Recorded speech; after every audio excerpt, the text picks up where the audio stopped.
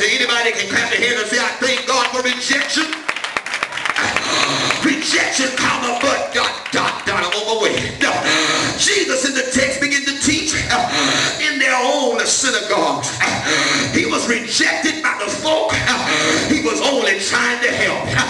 Can I pause parenthetically here to ask you, have you ever been there? Have you ever had your good evil spoken of? Look like every time you tried to do good, evil was always present. And many times the ones that hate on you are the ones you're trying to help. I went to help them only to find out I was used. I was abused. I was misunderstood. I was treated like a dirty dog. I only tried to help. Praise the Holy Ghost just for a minute here.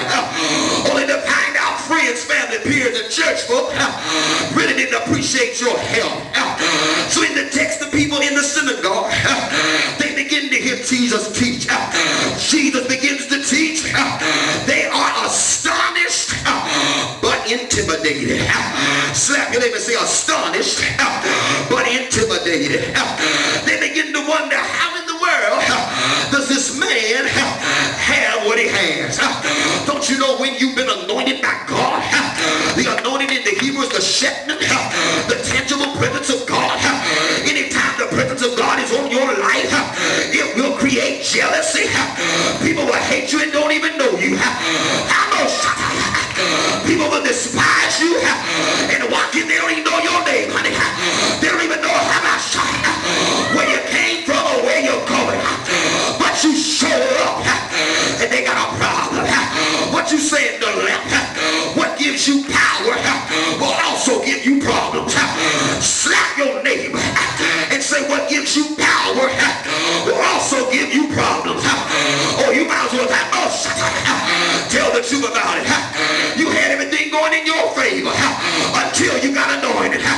You came back to church, sang that same song, and folk begin to cut their eyes. Oh, me, I shut, preach the Holy Ghost. Oh, you had family members that had your back until you got anointed. And if you tell the truth about it, when you are really anointed, church folk won't understand you, church folk won't embrace you, and the world won't have you either. You stick out like a sore thumb everywhere you go. Slap your neighbor, sit down and hush. Folk behind you can't see. Please sit down, please sit down. You just make enemies and problems. Oh, they said a song like this, nobody knows the trouble I see. Am I preaching here? So in the text, they find two things they can use against Jesus, how to discredit his character. First thing they use is his lack of academical education. They owned and admitted this is a wise man. He has wisdom and he does mighty works. But the question is, how is he doing what he's doing? Oh God. They said, yes, you are anointed, but how you doing what you're doing? We've got to find out what is Jesus' secret. Ask your neighbor, can you keep a secret? If you want to know how I'm doing what I'm doing, I'll tell you. If you can keep a secret, the secret is, if you go through what I went through, then you can do what I do. Tell your neighbor, there's a method to my madness. If you want to know how to do what I do, then honey, look back about 10 years. Look back about 20 years. Look back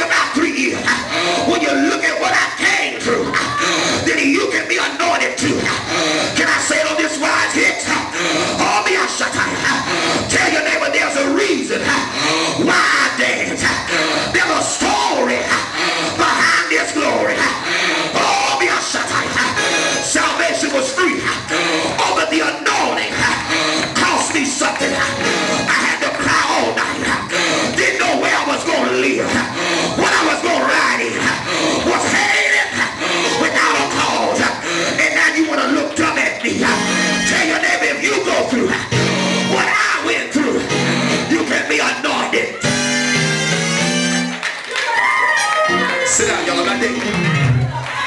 Sit down, y'all.